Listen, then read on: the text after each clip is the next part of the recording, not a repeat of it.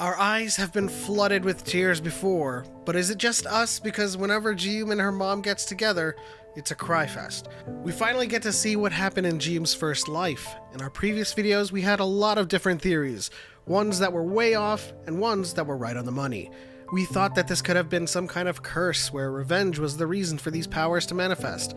We also knew that at some point, Jiyoon could lose her memories.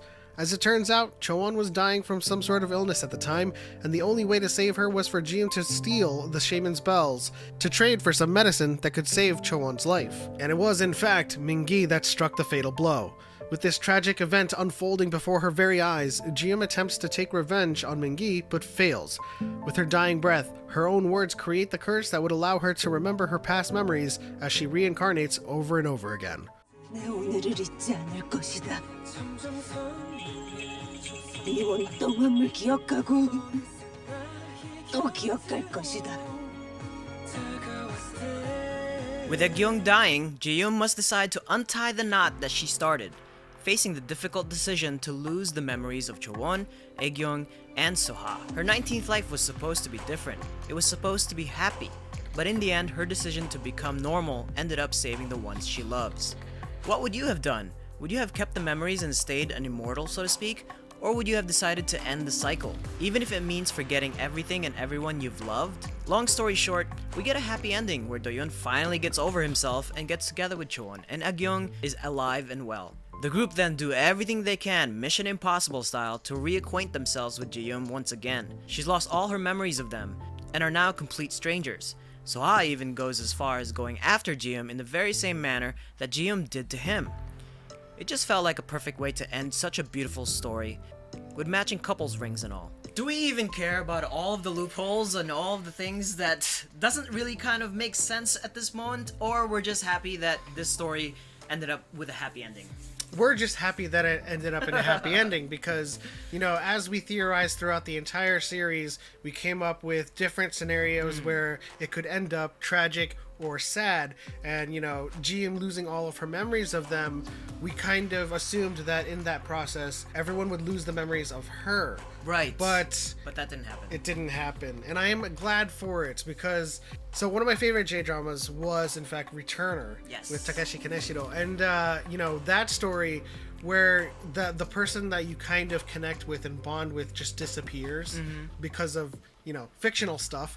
Science fiction. I really hate the stories where you just kind of like there's no it just ends right there. That would be terrible. And yeah, and there's no closure. And so if Jiyoon lost all of her memories and everybody else lost all their memories, how are we to kind of contrive a point where they finally connect with each other again? Especially, and it wouldn't be a K-drama if it happened that way. Yeah, I mean, especially since Chowon and Doyeon finally got together. Oh, he finally got over himself with all of his, like, you know, his these insecurities. things. Yeah, he's so insecure about himself and his position in society and all that stuff. But I was just like, could we just like try to figure out how Mingi and Soha's mother reincarnated themselves? Maybe that's left unexplained, because I can only assume that Mingi was reincarnating himself because he touched the bells after Jiyoon performed the enchantment or the curse. But how did Soha's mother like become someone like somewhat of an immortal? As far as Soha's mother, I don't know, but the story is better. Like sometimes it's better not to explain it, Yeah. because you just start poking holes at it. At the end of the day, it was such a beautiful story. It was only 12 episodes. I wish it was like more like 16, but great performances all around. Let this be a lesson to everybody who is overly critical about stories with some plot holes. You know, sometimes just for the sake of the story, it just needs to get there, you know. And if you spend so much time on the plot hole, you miss the forest for the trees. You have completely missed the story, the conclusion, and you're like, but how did it get there? Don't worry about how it got there. The story got there, and we got a great story. You have any memorable moments that you liked? You know what? It was a reoccurring memorable moment, and that was just the connection between Soa and Jiwon. You know, all of the flashbacks to her being over Soa at the accident and just kind of like saying that final farewell, be like, "I'll find you in my next life." That was so beautiful. It was almost as if that scene was the "See you in my 19th life."